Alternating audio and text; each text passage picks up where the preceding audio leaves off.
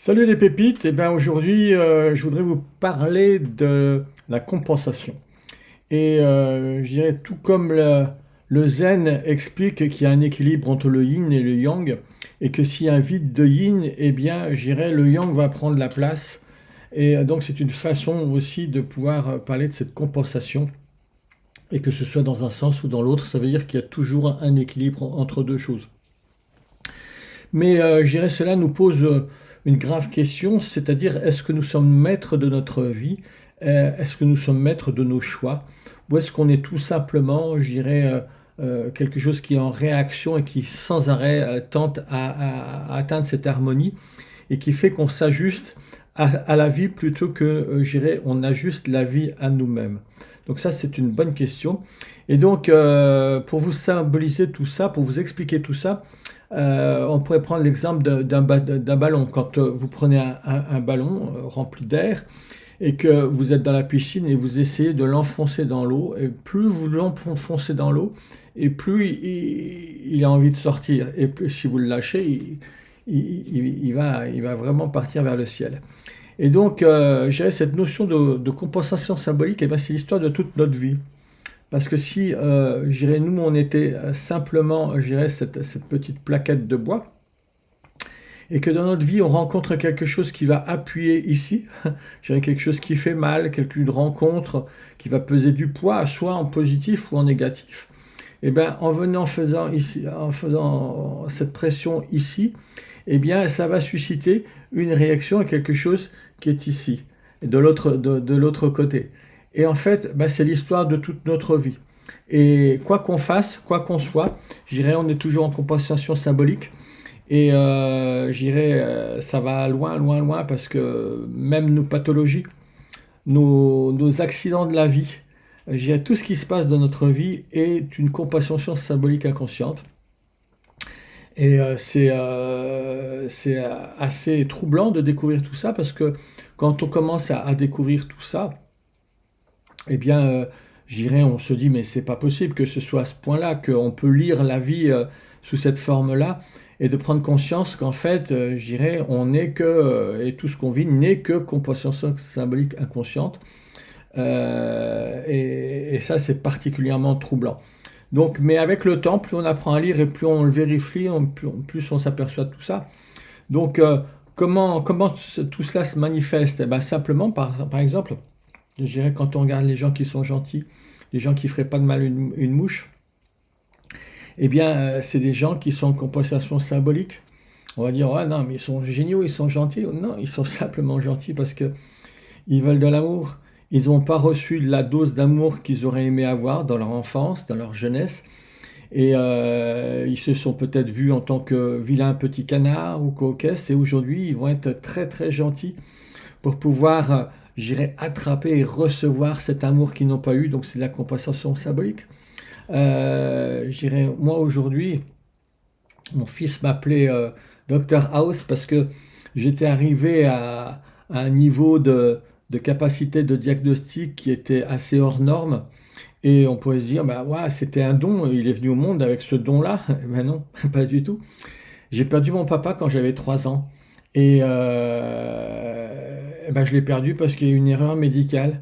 Et que si le médecin s'était pas trompé de diagnostic, eh bien mon papa serait peut-être encore là aujourd'hui. En tout cas, il serait pas mort dans l'heure qui a suivi. Et donc du coup, je dirais de façon inconsciente, on va répondre à notre trauma, notre plus gros trauma de notre vie, en y apportant une réponse. Et donc, si, je dirais, la personne que j'aime le plus va mourir parce qu'il y a un problème de diagnostic, et ben même de façon inconsciente, je vais être téléguidé à être capable de faire un diagnostic qui va être hors norme, qui va être d'une meilleure qualité, qui va pouvoir permettre à des gens de vivre ou de survivre. Donc, eh bien, on est complètement dans la compassion symbolique. Alors pourquoi que les autres pourraient survivre? Parce que l'autre et moi, c'est toujours la même chose, hein, comme je vous l'ai expliqué, nous sommes tous un. Donc ce qu'on fait à l'extérieur de soi, eh ben, c'est ce que, je dirais, on aurait voulu qu'on nous le fasse à nous.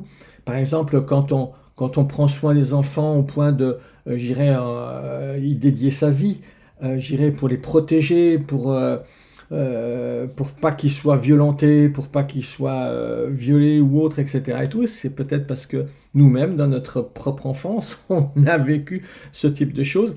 Et j'ai pas envie que les autres vivent ça, parce qu'en réparant les autres, je suis en train de me réparer moi-même. Et je dirais, vous allez me dire, mais jusqu'où ça va, cette histoire de compensation symbolique? Eh bien, ça va partout. Parce que tout, c'est comme si c'était une loi qui gère toutes les choses sur cette terre. Et je dirais, on pourrait dire, bah, voilà, pourquoi je perds mes cheveux? Bah, peut-être que c'est pour retrouver le père, justement. Pourquoi que j'ai les cheveux en picot? Eh bien, c'est une compassion symbolique pour maintenir la mère à distance. Euh, Pourquoi je vais avoir une pathologie qui engendre de la chaleur, qui engendre du feu, hein, tout ce qui est heat, les maladies en heat, etc. et tout, eh bien c'est pour compenser du froid, par exemple du froid dans la relation, quelqu'un que je ne vois plus, quelqu'un qui a disparu de cette planète et que je vais à ma façon à moi de pouvoir le retrouver, c'est de faire cette chaleur à cet endroit-là, donc symbolique dans le corps, pour pouvoir le retrouver. Et donc, maintenant que vous avez compris que, je dirais, tout est compassion symbolique, posez-vous la question, pourquoi que vous travaillez dans la justice, par exemple?